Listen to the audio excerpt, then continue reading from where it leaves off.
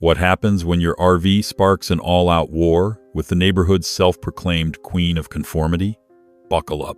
The absurdity of rebellion is just getting started. Before we begin today's insane story, show some love if you've ever survived a wild Karen meltdown. Drop a like and let me know your craziest Karen run-in you've had down in the comments. If you're new around here, hit that subscribe button and ring the notification bell so you never miss another jaw-dropping showdown. The air was thick with anticipation, as every person present was teetering on the edge of hilarity, waiting for the latest absurdity to break in front of us. Karen's glare could have sliced through steel as she surveyed her gnome-infested battlefield, her pastel-clad frame practically trembling with indignation. Just behind me, Jenna was working hard to stifle her laughter, slapping a hand across her mouth, which was a comical contrast to the intensity of the moment.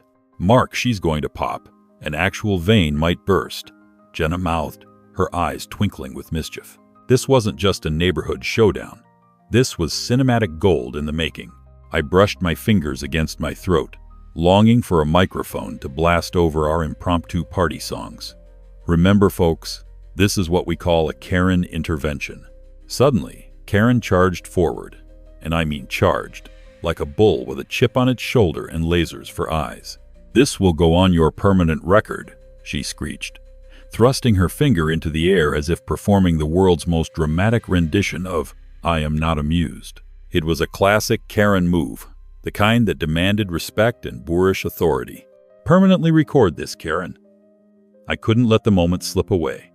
I stepped closer, ready for battle. "Because I bet your gnome will be famous after this night.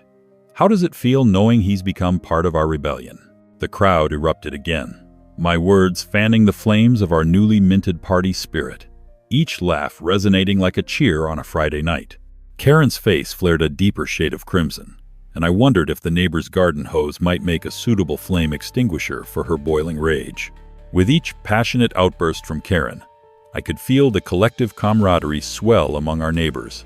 Children were now making the most absurd gnome-related mini-skits, prancing around confidently, clearly fueled by their belief in power and laughter. As one particularly spirited kid donned a makeshift gnome hat and started using a garden shovel as a microphone, Jenna exclaimed, "This is too surreal. Is this real life? Or have we all unknowingly signed up for a sitcom?" I doubled over, captivated by the brilliance of this chaotic scene, so much so that I almost forgot my real intention to battle HOA oppression instead of just having a party. The absurdity was intoxicating. I began twirling a gnome hat of my own, raising it high in the air, shouting, "All hail our gnome overlord," as two adults high-fived beside me, quinoa salads flying through the air in laughter. Karen squared her jaw, eyes darting around as if looking for a magical exit strategy. Meanwhile, her gnome was laying obliterated amongst bits of colorful confetti, a martyr in the war against conformity. Little did she know that Gnome's demise was peacemaking, booting a community alive that had previously cringed in fear of bad remarks, and even worse notices pinned to mailboxes like Christmas cards from the Grim Reaper. "A gnome devolving into a subversive ceremony?" Karen shouted in disbelief. "Have you lost your minds?" But her outrage only served to amplify our shared joy. One neighbor, donned in a Hawaiian shirt far too cheerful for this moment, crooned, "Never. We're reclaiming our lives, one gnome at a time." This was true empowerment, and with each note of resounding laughter, I could sense the shift in our neighborhood's atmosphere. No longer were we a selection of conflicted lives striving to align with the rigid standards. We had become a splash of color, with variations of experiences blending into a mosaic of laughter and life, all while Karen was standing like a storm cloud we just couldn't shake off. I spotted a few phone cameras pointed at her, capturing the furious expressions that were evolving into a quirky tapestry for our community folklore. "Smile for the gram, Karen. You're the new star." I called out and earned gasps of amusement mixed with some strategically placed cheers. As I channeled my inner stand-up comedian, I realized this was not merely a war against Karen's rules. It was a liberating anthem that no HOA barrier could ever contain. Finally, Karen clutched her heart as if the crushing weight of defeat had consumed her morale. "What gives you the right to violate the rules of this HOA?" she stammered. But I could tell her spirit was waning, peeling away like a poorly made sticker. "You know, Karen," I offered dramatically, reveling in my newfound confidence, "the only rule we're breaking is the one that says we can't enjoy life. My RV is merely a tool of collaboration, an engineer of good times, and if that means turning your gnome into our mascot, then so be it." The neighborhood roared again, sausage on sticks raised high, and I felt almost invincible. This newly discovered zest for life felt like a titanic breakthrough, knocking Karen's constrained sense of normal all the way into the next neighborhood. As I surveyed the exuberance swirling around me, like fireworks set off in eager anticipation, I couldn't help but wonder if this event would change everything. Perhaps the tide of the HOA, once ruled by fear and bland regulation, could shift towards a blossoming spirit embraced by laughter and creativity. Or would Karen rise up and become the ultimate antagonist, concocting a plan so rigid and flamboyant that it could put even Shakespeare's greatest villains to shame? Juggling the chaotic dilemma, I couldn't decide the show to watch next, or which path our formerly timid neighborhood might navigate next. With Jenna's laughter still ringing in my ears, and Mark's playful spirit twinkling amidst the festivities, I grinned at what lay ahead. Just how far could we push the boundaries of Karen's tyranny before she surrendered or overreached one too many times? The potential for so much more was just waiting to unravel. Every smirk, chuckle, and spontaneous outburst seemed to heighten the absurdity of our lovely rebellion, and Karen's furious transformation into the unwilling centerpiece of our gnome gala reached a delightful crescendo. It was like watching a dramatic play where the villain, once almighty and determined, slowly crumbled under the weight of her misguided authority. Jenna waved a hand at me, her eyes sparkling with mischief. "Mark, I have an idea," she exclaimed, her voice bubbling with excitement as we seized this comedic moment. "Let's give each gnome a personality, a grand story. This way, when they return to their garden homes, they'll carry with them the legacy of our glorious uprising." I could feel the electricity in the air, potent and crackling with creative energy. It felt like the plot of a high-stakes animated blockbuster, and we were living it in real time. As the gnome tales started to emerge, with little ones gathering around to hear the fantastic stories we concocted, I could scarcely contain my laughter. "And here you see Klaus the gnome, defender of the garden and master of camouflage," I announced dramatically, pointing to the particularly unfortunate gnome who now sported a tattered cape fashioned from straws and bits of fabric from Jenna's latest painting project. He spent years undercover, gathering intel on neighborhood HOA conspiracies. The laughter that followed was a symphony of kids' giggles and the occasional adult snicker. Suddenly, even the most stoic among us found themselves wrapped up in our madcap direction. Little did we know, Klaus was the next hero of our neighborhood tales, raising moral debates over the necessity of speed limit signs and whether Karens actually knew what a good time was. Karen, on the other hand, was struggling to maintain her authoritarian facade. "You think this is a joke?" she huffed, air punctuating her sentences as if each word was an exclamation mark. "You're defacing property. There's a code that dictates proper gnome decorum." It was almost poetic. She was comically yelling about decorum while standing in the vibrant aftermath of our gnome-tastrophe. I raised an eyebrow at Jenna, who regretted her decision to pick up the half-consumed slice of cake, trying to stifle her giggles, and I quickly shot back. "Maybe you should draft a formal memo about those gnomes before we schedule a neighborhood parade. Who needs rules when you have epic stories?" The assembled crowd burst into laughter, transforming the tension into a buoyant carnival feeling that sent ripples of empowerment through everyone present. But the pièce de résistance came when the children, filled with enthusiasm and mischief, decided that they'd reenact the swashbuckling gnome adventures right then and there. "Klaus, to the rescue!" shouted one brave-hearted child who was dressed in a cardboard box pretending to be an exceptional superhero. "Together we will take down the rules that hold us hostage." They brandished their makeshift swords, spoons, colored twigs, and exaggerated sticks, and charged toward Karen, who stood frozen in disbelief. Bonus points for the sheer absurdity of her pristine pastel outfit, contrasting her horror-struck expressions. The children embodied uncontained joy, laughing as they bounced around her, and Karen's frustrated attempts to regain control crumbled amidst that innocent chaos. Someone "Stop this madness," she sputtered, glancing desperately at her onlooking neighbors. Then out of nowhere, the tide turned when one curious child shouted back, "What madness, Karen? Aren't we supposed to have fun?" At that moment, Karen's authority slipped even further. It was thrilling. A joyful revolt where every laugh eroded her rigid demeanor yet further as she grappled with the reality of a neighborhood that no longer felt threatened by her overbearing rules. In a matter of minutes, my RV became a sanctuary of creativity and childish joys that elicited a community-wide transformation. With the innocent statements of confidence floating around her, the next thing anyone knew, she was the captivating muse of neighborhood parody. "Maybe it's time for a neighborhood gnome festival," I yelled out triumphantly, seizing the momentum. The excited cheers that erupted were the sweetest sound I ever heard.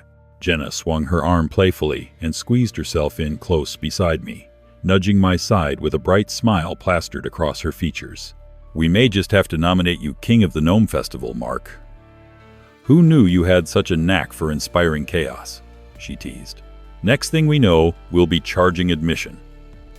I could feel the laughter brimming around us, a delicious concoction of glee mixing as everyone chimed in. An idea so absurdly glorious emerged. Could we actually make this an annual tradition? The thought sent shivers of excitement through my bones. Who needed Kate Middleton when you had a dignified army of garden defenders removing the shackles of neighborhood conformity? As the sun set, draping glorious golden rays over our newly minted kingdom of camaraderie, I felt invigorated as the energy pulsated through the neighborhood like the beat of an epic drumline. The community was alive, buzzing with creativity and laughter. Yet I could see Karen's eyes narrowing with what little composure she had left, her mind likely scrambling for a comeback plan while surrounded by these empowered spirits. Perhaps an all-out HOA war would inevitably break out in retaliation. One wouldn't be surprised with past moves from her playbook. Would she attempt to form her clandestine resistance? Or might she find a vein of already deepened empathy for her outnumbered self? Only time would tell, and I was more than game to find out what delightful chapters awaited. Would we be the heroes of our own saga, reigning over future gnome celebrations? Or was there a chance that the metaphorical tides of Karen's rule could pull us all toward the darker shores of banality and eventual paperwork? I was ready for whatever wildness was in store. In the aftermath of our whimsical gnome revolution, the air buzzed with excitement and a sense of camaraderie that hadn't existed in our neighborhood since, well, ever. The vibrant laughter of children echoed like an infectious melody, and it seemed as if every neighbor turned towards each other with newfound appreciation. I stood there, grinning like a goofball amidst the chaos, while Jenna bounced around, her creative energy undeniably contagious. "Imagine if we added a float to the Gnome Festival," she exclaimed, her hands gesturing wildly as if sketching the grand vision in the air. "We could wheel in the giant gnome from the barbecue stand and have it lead the parade." My mind raced in tandem with her enthusiasm. This festival could be the perfect launchpad for quirky traditions and unstoppable connection among us. But of course, the day couldn't be entirely free of threats, as the ghost of Karen loomed large on the periphery, glaring at the performances unfolding before her. She stood there, arms crossed, the very picture of a modern-day Medusa, petrifying anyone who dared to meet her stony gaze. "I will not allow this debauchery to become an annual event," she declared with exaggerated flair, her severe bob bouncing with each emphatic proclamation. This is an HOA, not a circus." Despite her best efforts, her voice barely penetrated the rhythm of laughter and cheers erupting from the community. I shared an amused glance with Jenna, whose eyebrows shot up in delight, and in unison we threw our heads back in laughter at the absurdity of her declaration. Sensing the palpable enthusiasm around me, I seized the moment to transform her bluster into a tool for hilarity. Let's all give Karen a round of applause for doing her best to defend the neighborhood against joy. I cupped my hands around my mouth and projected my voice above the chaos. To my absolute delight, everyone joined in, clapping and cheering in unison. Karen looked for all the world like someone who had just discovered that her pet cat was actually a feral lion. As red crept into her typically pale cheeks, I knew I was onto a winning tactic. With every clap, we shifted the narrative, rewriting her role from a fearsome enforcer to our unwitting comic foil, and it felt exhilarating to observe. Honestly, Jenna whispered, her eyes alight with mischief, we could create a Karen's Corner gnome to honor her efforts. Give her a tiny gnome cape and a sign that says Queen of Complaints. The thought sent both of us into a fit of giggles, and before I knew it, the entire crowd around us was adding to our hilarious gnome story. We imagined her little statue, steadfastly frowning while holding a tiny clipboard, scolding the other gnomes for dancing too exuberantly or swinging their little arms freely. Maybe she'll realize that life is about enjoying the ride, not just the rules, I quipped, eliciting more laughter. The frosty edge of competition withered under the warmth of laughter, and it felt as though we were united in a glorious uprising against the gray conformities that had, until now, reigned over our landscape. However, the joyous whirlwind couldn't keep up its momentum forever, and naturally, whispers of retaliation began surfacing among the crowd. Should we be worried about her dragging us back to the realm of strict guidelines? One neighbor, Terry, spoke up nervously, glancing towards our pointedly glaring antagonist. I mean, can she really shut this all down? Whispers grew worried as we weighed Karen's power. Could this festive spirit, this extraordinary gnome festival, slip straight from our fingers into her iron grip? Reflecting on this, I saw a flicker of vulnerability sparkle in the eyes of my neighbors, a hint that united fear could easily undo our hard-won joy, and it reminded me why laughter and connection were so desperately needed. Hey everyone, I declared, rallying back into the forefront with all the enthusiasm I could muster. Remember, we are not just making gnome-sized history here. We are celebrating our goofy identities, reclaiming our right to have fun. Does anyone else feel the adventure that lies ahead? Cheers erupted once again, replacing fear with fervor. As I cast my eyes around the crowd, I could see heads nodding in unison, fires of defiance burning in everyone's hearts. Yes, we were possibly at the risk of facing Karen's wrath, but together we could throw glitter into the winds of resistance. As chants began to ring out, "Gnome up for fun," bounced back and forth through the air, I couldn't help but feel a strange mix of joy and excitement coursing through me. The festivity rounded out with spontaneous games and dancing through the twilight. Our community no longer just a string of houses, but a true body of spirits intertwined in joyous revolt.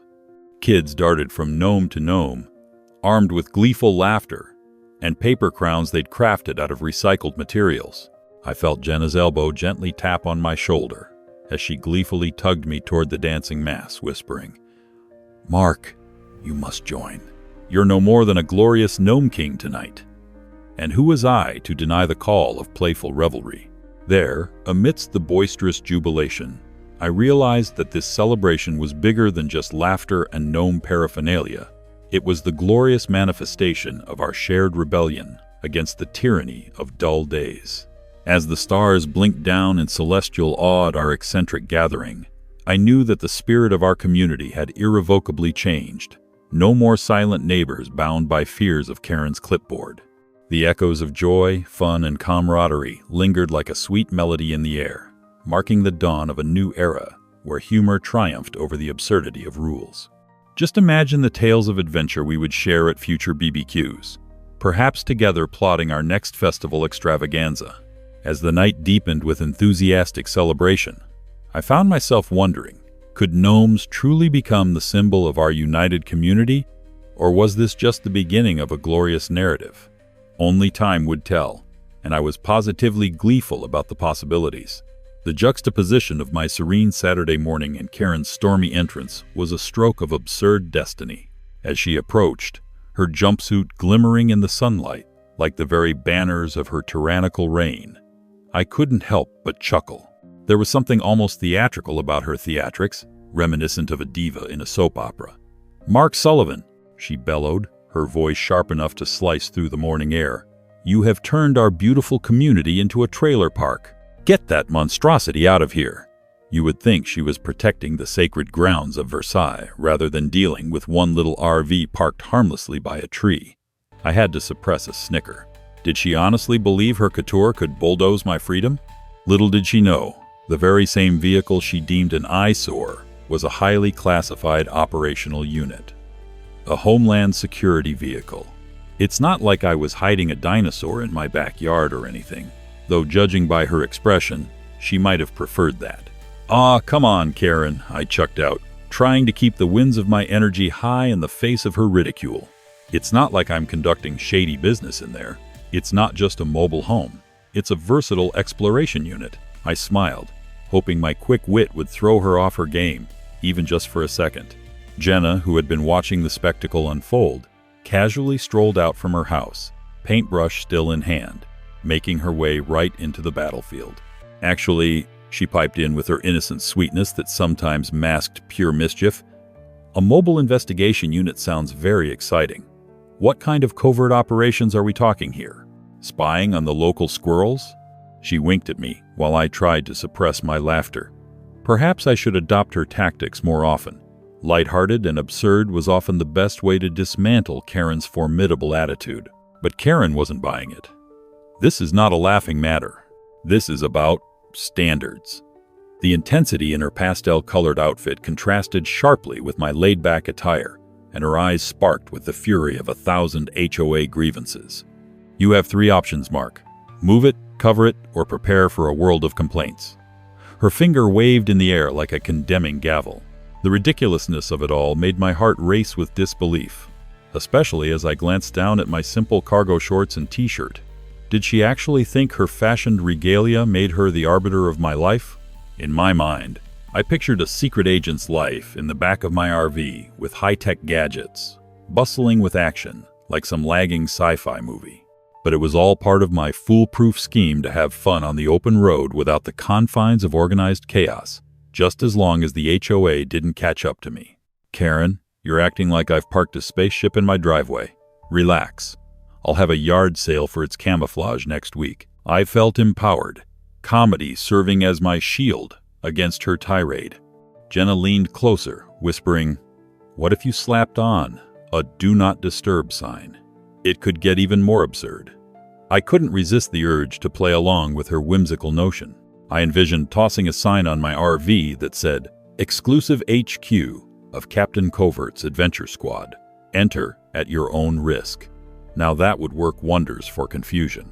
But as Karen inhaled sharply, ready to deliver her next vintage complaint, I realized that I had to take a stance. I couldn't let her underestimate me based on appearances alone. As the battle of wills escalated, Jenna and I exchanged amused looks. It was clear we would not let Karen humiliate us for the sheer joy of her power trip. "You know," I added cheerfully, my eyes sparkling with mischief, "if you really want to talk standards, we should look at your lawn. Those flamingos are definitely causing a disturbance in the natural habitat." In a flash, I had transformed the tables. Jenna stifled her laughter, nearly choking on the paintbrush that just so happened to pop into her mouth. It was a risky move, teasing the ever-so-serious president of the HOA, yet so weightless and off the cuff that it might just work. The tension shifted, and I could see Karen's meticulously constructed facade begin to crack. How delightfully absurd it was, watching the champion of the neighborhood squirm under the realities of her own aesthetic choices. But suddenly, she sputtered, "That's the point. And before she could finish, her phone rang, and she looked flustered as she fumbled to answer. My eyes widened in joyous disbelief. Was she abandoning the battlefield right in front of me?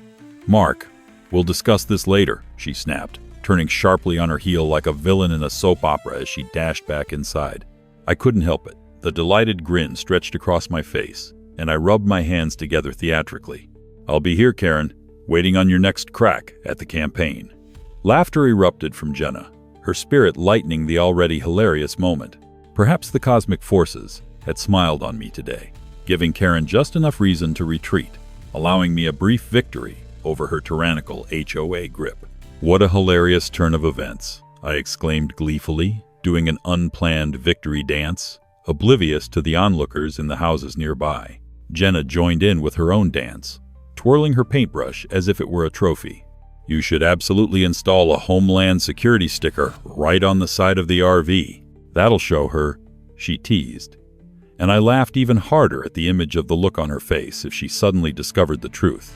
The absurdity of the day's antics kept washing over me like waves.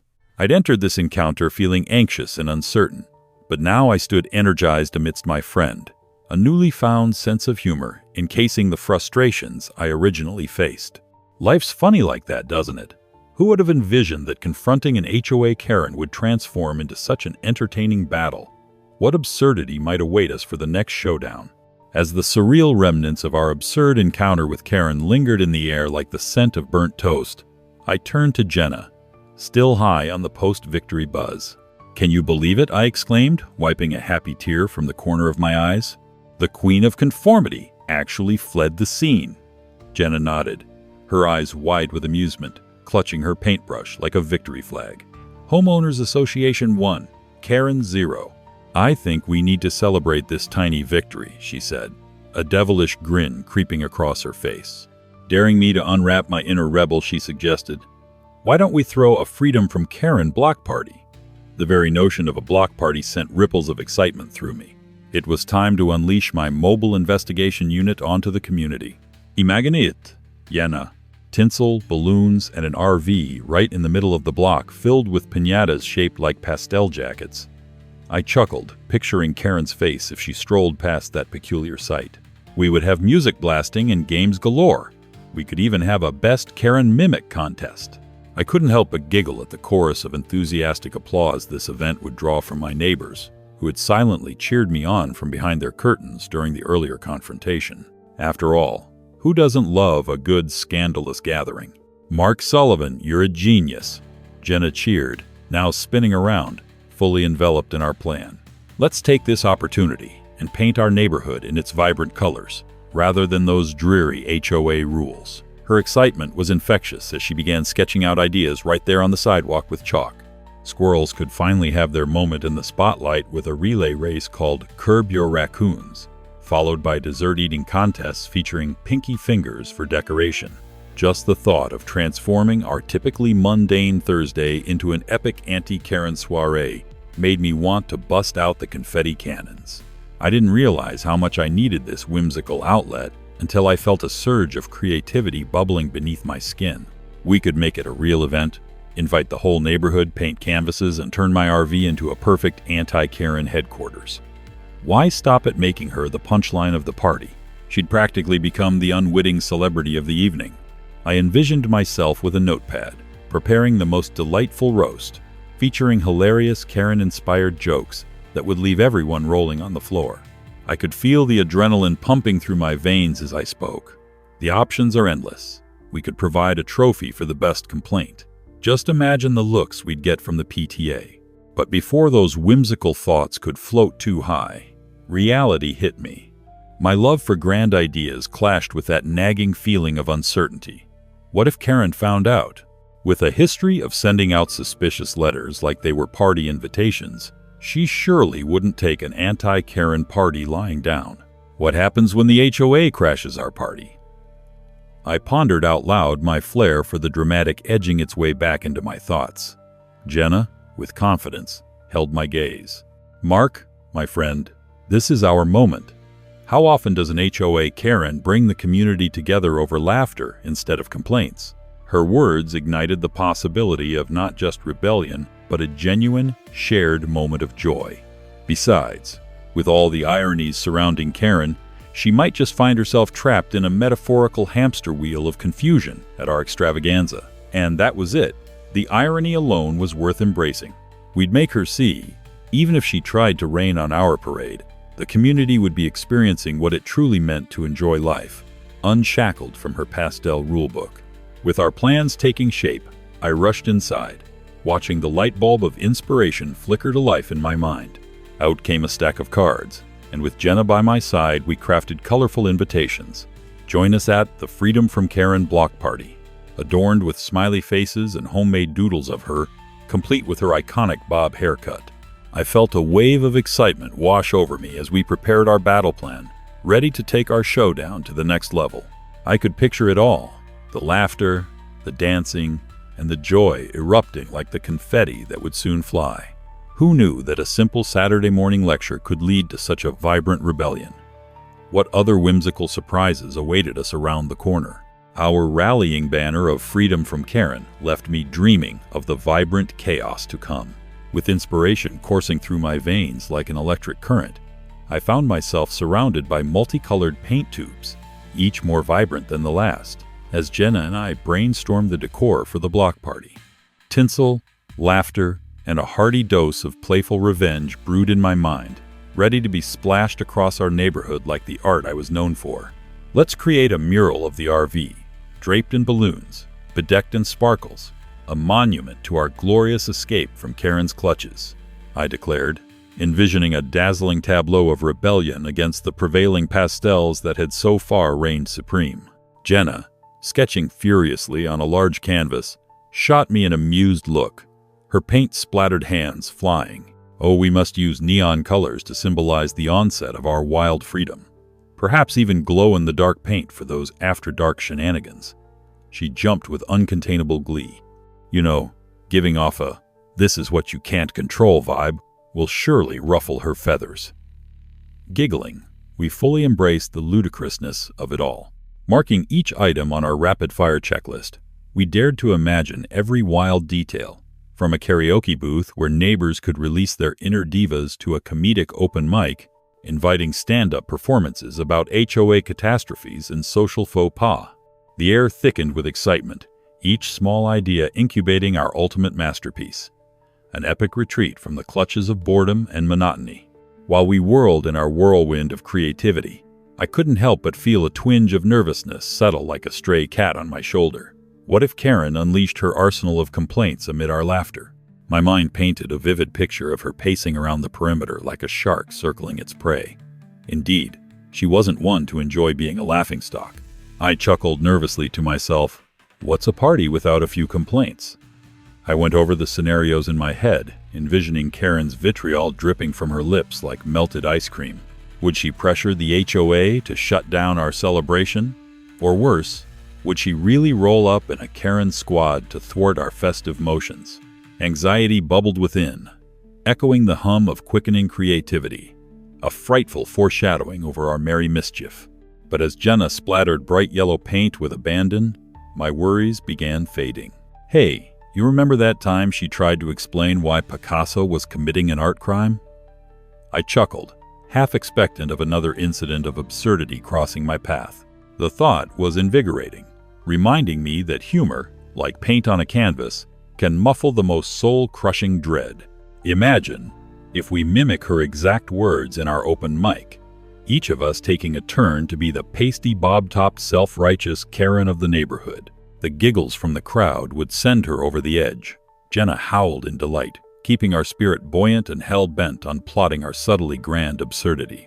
With our spirits buoyed by the sweet potential of chaos, we grabbed a stack of colorful invites, and armed with our Sharpie pens, we got to work. It was like an artistic free-for-all as we penned. You're warmly invited to an electrifying evening of fun and frolic, the Freedom from Karen block party. We promise no pastel judgment here. The air was thick with anticipation as we attached bright ribbons and stickers with whimsical designs, thrusting our hearts into the cheerful rebellion we were crafting. We had unleashed our weapons of joy, laughter, and creativity.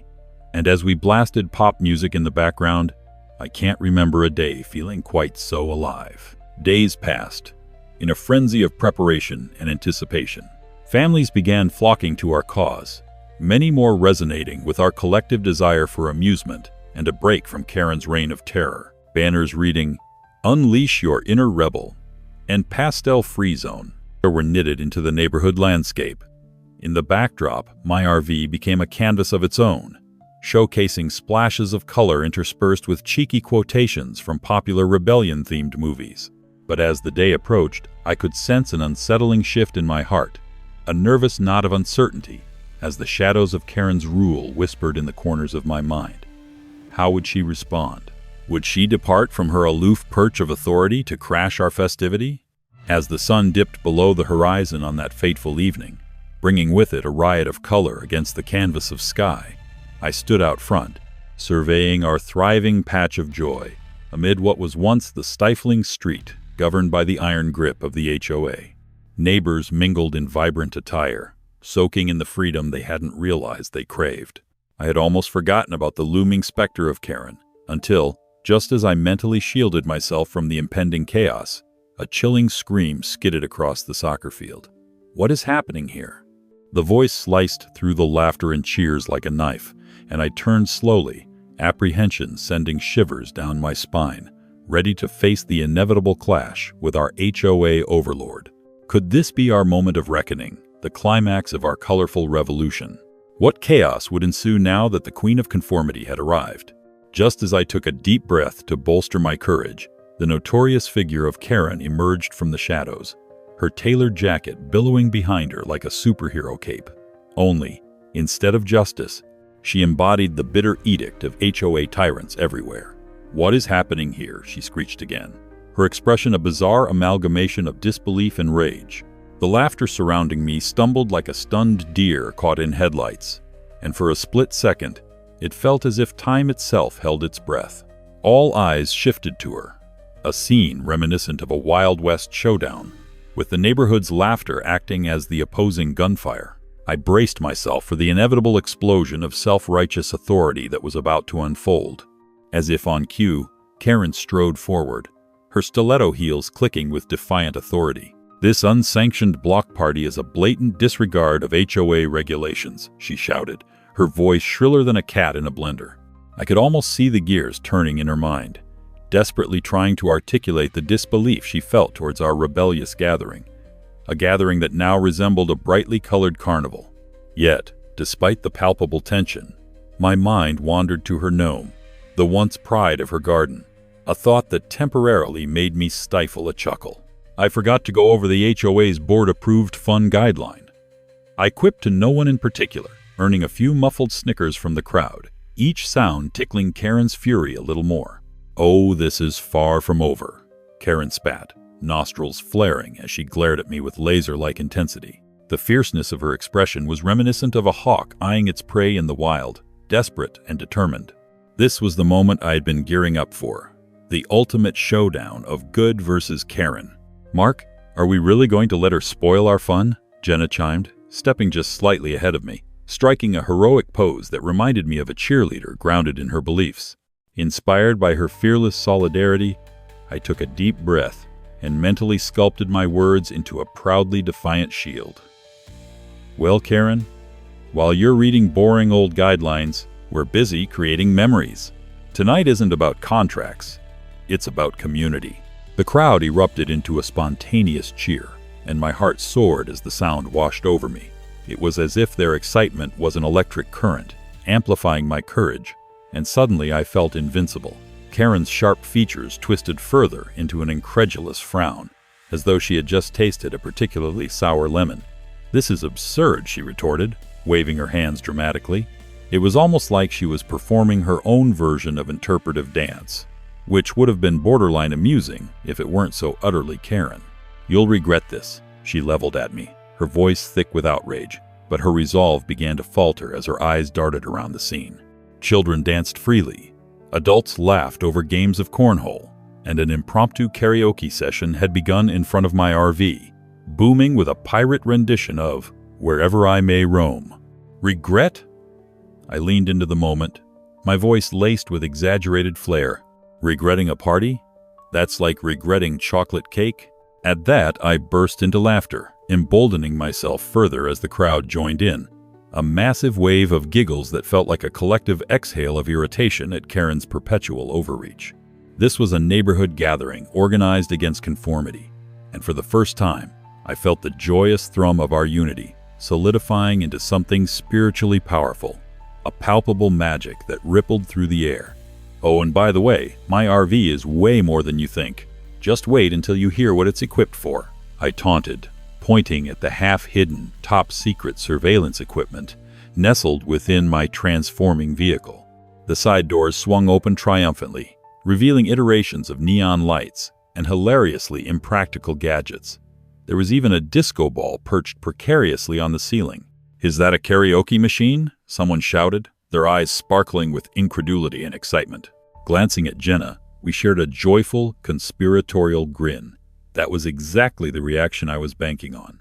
I motioned for everyone to join in the fun, and in a dazzle of red, blue, and green lights, the atmosphere turned wildly celebratory. Instead of a dreary HOA meeting, my RV had transformed into a fortress of joy and laughter, a beacon of freedom. Karen's composure was slipping away like melting ice cream on a hot day as she surveyed the scene, lost between clarity and chaos. How could you? She struggled to piece words together, her complaints fading like the last verse of a bad song. I could see the moment her domineering facade started to crack, revealing a glimmer of realization. She was outnumbered. Neighbors, who once cowered under her rule, were now basking in the warm glow of camaraderie. The tide was turning. With a dramatic flair befitting of a wild soap opera, I declared, "Welcome to the new era, Karen. This is an HOA governed by laughter and paint splatters." Laughter erupted again, echoing across the lawn, as T-shirts sporting slogans like "Team No Pastel" and "Gnomes Guide the Way" fluttered in the evening breeze. I could see Karen's eyebrows furrowing, the twitch of her jaw narrowing into palpable frustration. Would this be her epic dilemma? On one hand was traditional conformity that had ruled her world. On the other, the ridiculous joy of rebellion. What irony to discover that the very gnome she was mourning might actually symbolize her softening grip over neighbors. Could it be that this block party, birthed from chaos and creativity, could flip her world right on its pastel head? For the first time in what felt like forever, could this be the catalyst for true community spirit? Thanks for tuning into this insane entitled Karen story. If you're craving more wild Karen showdowns, check out our video on the right. Or if you trust YouTube's instincts, pick the one on the left. Whichever you choose, brace yourself. There's plenty more meltdown madness where today's story came from.